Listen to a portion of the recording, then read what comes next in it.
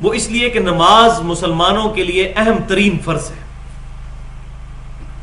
اللہ تبارک و تعالیٰ نے سورہ مریم کے اندر باری باری کئی انبیاء کرام علیہ السلام کا ذکر کیا ہے، سیدنا ابراہیم علیہ السلام، سیدنا اسماعیل علیہ السلام، سیدنا ادریس علیہ السلام،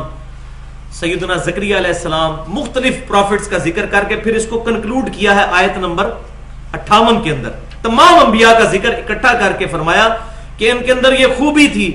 کہ یہ اللہ تعالیٰ کی طرف رجوع لانے والے تھے، اور جب ان کو اللہ کی آیات سنائی جاتی تھی تو یہ سجدے میں گر جایا کرتے تھے۔ اس کے بعد فوراً بعد اللہ تبارک و تعالیٰ نے ارشاد فرمایا سورہ مریم آیت نمبر 59، بسم اللہ الرحمن الرحیم، فخلف من بعدهم خلف اضاعوا الصلاة، پھر ان انبیاء کے بعد ان کے جانشین وہ بنے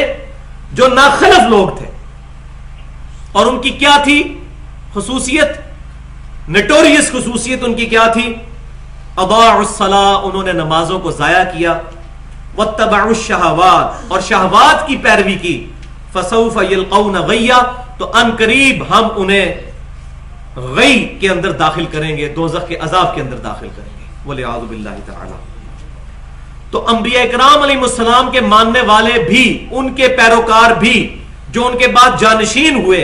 اگر وہ بھی نمازوں کو ضائع کریں گے تو ان کے لیے بھی دوزخ ہے، بالکل کلیئر کٹ یہ آیت آ گئی۔ پھر سورہ المدثر کے اندر آیت نمبر 40 سے لے کر 44 تک جنتی جو ہیں وہ دوزخیوں سے پوچھیں گے، جنتی جنت میں ہوں گے، دوزخی دوزخ میں ہوں گے، تو جنتی جو ہیں وہ پوچھیں گے دوزخیوں سے، فی جنات یتساءلون، جنت میں ہوتے ہوئے وہ سوال کریں گے دوزخیوں سے، عن المجرمین، مجرموں سے، ما سلککم فی سقر، تمہیں دوزخ میں کس چیز نے پہنچا دیا؟ قالوا لم نک من المصلین، وہ کہیں گے ہم نماز نہیں پڑھا کرتے تھے۔ یہ ہے بڑی وجہ، اس کے بعد اور بھی وجوہات آئیں گی، لیکن پہلی بڑی وجہ دوست کی یہ بتائیں گے کہ ہم نماز نہیں پڑھا کرتے تھے، والعیاذ باللہ تعالی۔ صحیح بخاری اور مسلم کی متفقن علیہ حدیث ہے کہ اسلام کی بنیاد 5 چیزوں پر ہے، اس میں کلمے کے بعد اللہ کی توحید اور نبی صلی اللہ علیہ وسلم کی رسالت کی گواہی دینے کے بعد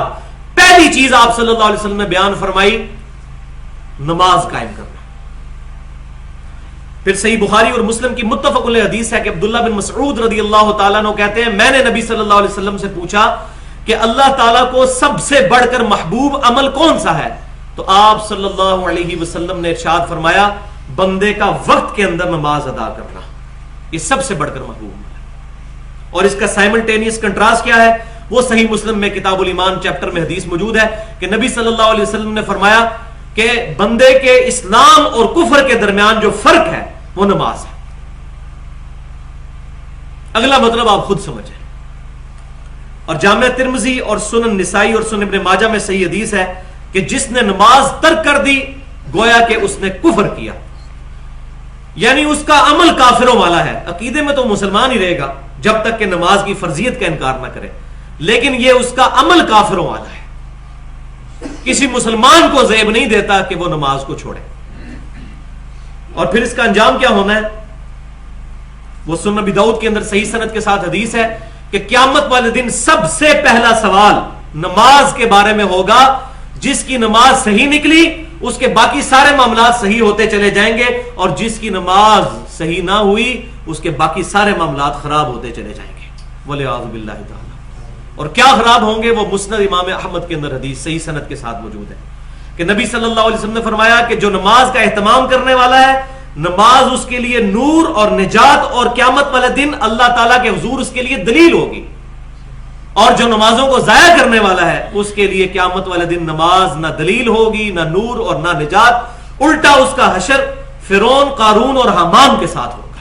والعیاذ باللہ تعالی۔